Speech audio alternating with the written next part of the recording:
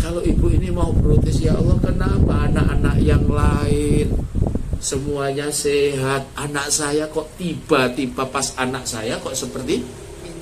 Tapi ibu ini akhirnya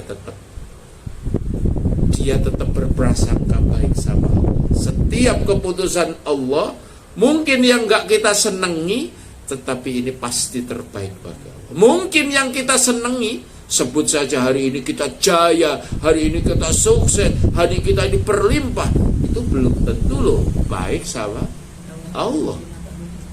Akhirnya anak ini dibesarkan, anak ini dimotivasi, dan kemarin ketika 1 abad NU, Mas Nur Azam itu langsung Allahumma salli ala Sayyidina Muhammad wa asghili zalimin bizzalimin.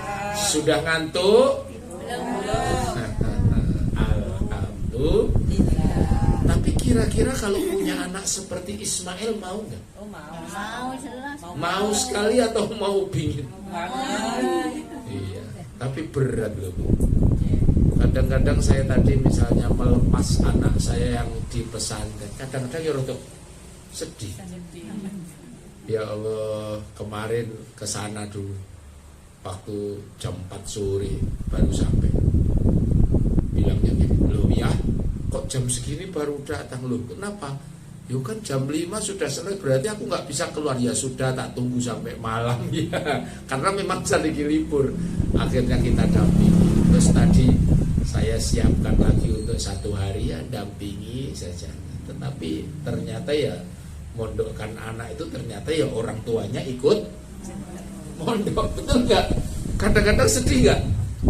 Ibu-ibunya itu kalau pas lagi makan enak, iki yang di pondok lagi makan apa ya? Gitu kadang-kadang dan lain sebagainya. Ya, ibu-ibu yang dirahmati Allah, yang pertama disebutkan di dalam Al-Quran, ternyata sosok Ibrahim yang muda ini ternyata adalah sosok yang kritis.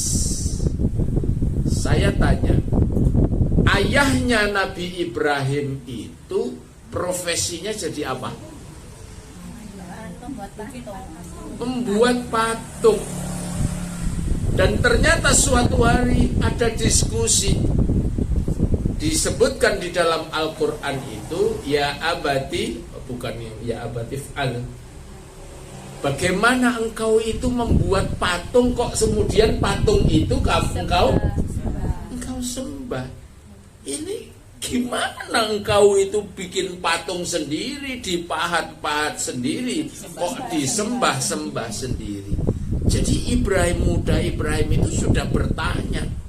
Ini sebut saja seperti putra-putrinya jenengan itu, teko. Ono nggak anak kecil yang begitu? Kalau anak kecil seperti itu jangan disentak. Teko ayo kan mau. Jangan, berarti dia itu sedang daya kritisnya. Dan ternyata Ibrahim muda itu falamma ketika melihat janna alaihi lailu ra'a kaukaban qala hadza rabbi, dia itu lihat kemudian ada bulan yang yang bersinar, dia mengatakan apakah ini Tuhanku. Malam yang gelap gara-gara bulan, ternyata bulan itu menjadi terang dan indah. Sebelumnya bintang dulu, dilihat bintang-bintang gemerlap. Bintang-bintang itu indah atau enggak ibu-ibu? Jauh atau dekat ibu-ibu? Jauh. Bintang kecil atau besar bintang itu? Loh, ayo. Besar sekali tuh. Boleh dilihat dari sini. Kenapa kecil? Saking jauhnya, sampai dikatakan bintang di langit. Padahal ternyata bintang itu besar. para astronom melihat bintang itu ternyata melihat bintang saja akhirnya bisa ketemu Tuhan. Seperti Ibrahim, loh jangan-jangan ini Tuhanku, tapi pagi hilang, wah gak mungkin nih. Besoknya ada bulannya tiba-tiba hilang, gak mungkin. Besoknya ada matahari yang lebih besar, oh jangan-jangan ini matahari yang memberi manfaat. Kemudian apakah ini Tuhanku? Ternyata matahari pun terbenam. Akhirnya kesimpulan beliau mengatakan, Tuhanku gak mungkin hilang, Tuhanku gak boleh terbenam. Ini semua hanya ciptaan Tuhanku, pasti yang berada di balik semua ciptaan itu mudah. Yang dikatakan wama ana minal musyrikin, dan saya ini termasuk orang-orang yang tidak musyrik atau menyekutukan. Jadi ketika muda saja Ibrahim itu sudah seperti itu. Bahkan diceritakan kan pada suatu hari ada tempat ibadahnya orang Raja Namrud ketika itu kan, banyak apa yang namanya patung-patung, dan suatu hari patung-patungnya itu adalah dihancurkan. Kemudian ditaruh kapaknya itu di patung yang paling besar. Kemudian orang kaget semuanya ketika, lu kok patung kita, Tuhan kita kok semuanya hilang. Kemudian pasti ini Ibrahim. Akhirnya Ibrahim dipanggil, apakah engkau yang namanya yang menghabis? Kemudian Ibrahim bilang, itu patung besar itu, lihat kapaknya yang ada di patung besar. Katanya orang-orang, enggak mungkin lah patung. Lah namanya kamu bilang nggak mungkin, bagaimana yang namanya ditali, dibakar, dan di situ kemujizatan Allah datang. Ternyata kuni bardan wassalaman ala Ibrahim, dan ternyata Ibrahim tidak bisa dibakar oleh api. Apa artinya? Ternyata proses keimanan Nabi Ibrahim sejak remaja menjadi pemuda selanjutnya itu adalah terus bertumbuh dari proses sehari-hari. Halo ibu-ibu yang dirahmati Allah, apakah kita ini harus seperti Ibrahim? Harus mencari Tuhan, harus mencari di mana keberadaan Tuhan? Tidak, kita syariat semuanya sudah ada. Kita sudah tahu bahwa Allah yang kita lakukan ternyata ibaratnya kita mencari hikmah dari setiap apa yang kita lakukan. Saya kadang-kadang juga scroll di TikTok. Hari-hari ini yang rame, banyak orang yang sedang menarik Ismail kecilnya, ya kan? Yeah. Ada yang ditarik itu adalah mobilnya, yeah. Berarti kecintaannya dia kepada mobil. Ada yang ditarik itu adalah handphonenya, hari-harinya nggak bisa lepas dari yang ditarik. Anak dan istrinya, berarti anak istrinya itu dianggap menjadi Ismail. Seperti Ibrahim yang benar-benar cinta kepada Ismail. Ternyata saat itu justru Ibrahim disuruh mengorbankan anak yang dicintainya ini. Ya, saya kadang-kadang seperti itu. Kenapa ibu-ibu?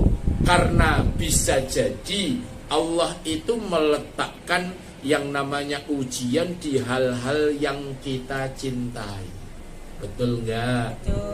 Kita cinta suami, ternyata suami kita nggak sesuai harapan.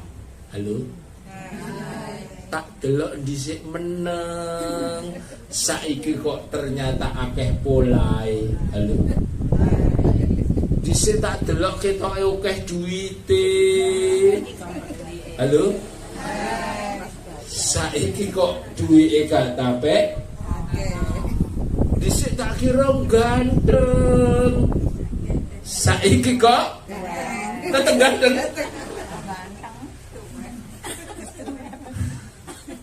Apa Apa artinya? Kadang-kadang dititipkan ujian-ujian itu di hal-hal yang kita cintai. Ya itu tadi ada kecintaannya di kendaraannya. Kecintaannya itu adalah di rumahnya. Kecintaannya itu adalah di aset-aset yang dicintainya. Kecintaannya itu kadang-kadang kan macam-macam ya levelnya orang itu ya.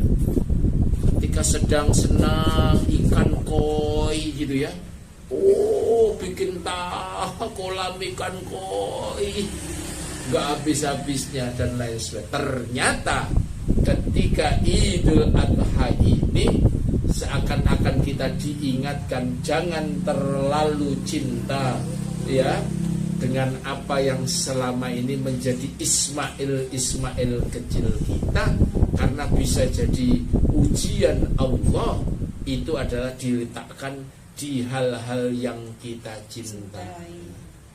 Dan ternyata betul, akhirnya ketika Ibrahim mengorbankan Ismail, wa fadainahu bidzibhin azim, bahkan ada suara, ya Ibrahim qad saddaqtar ru'ya. Kan Ibrahim itu waktu itu temenan, pisau sudah diasah, anak itu sudah dibawa. Kalau jenengan hari ini sedang ke Mekah Madinah, di Mekah itu ada namanya di situ Jabal Kurban, ada kayak cungkup gitu di Mina. Kalau saya sedang bimbing jamaah umroh, kebetulan ada program itu, biasanya kita berhenti dan kita tunjukkan itu loh namanya Jabal Kurban. Itu tempat di mana Ibrahim betul-betul melaksanakan perintah Allah. Melewati apa? Melewati tempat-tempat yang hari ini sedang orang-orang melempar jumroh ula wusto Aqobah. Apa itu simbolnya? Ketika Ibrahim membawa Ismail ke tempat ini, ternyata dibujuk ataupun digoda oleh setan. Loh Ibrahim, Ismail ganteng kaya ngono, kok sampean kate sembelih ya apa sampean? Sampean nanti gak kena pasal tah gitu ya. Wah, dilempar sama Ibrahim. Kemudian ke sana, betul toh, kamu betul-betul mau menyembelih, ini anak kamu satu-satunya loh. Dilempar lagi. Kemudian sampai akhirnya semua ritual itu dilakukan jamaah haji, rempar jumroh ula wusto Aqobah. Sampai di sana itu saya lihat, di sana kan tempatnya, istilah guyonanya kan tempatnya setan loh. Iya. Sampai akhirnya orang itu melempar itu dengan kesetanan. Lempar batu nyantek, ono sandal, dilempar sandal.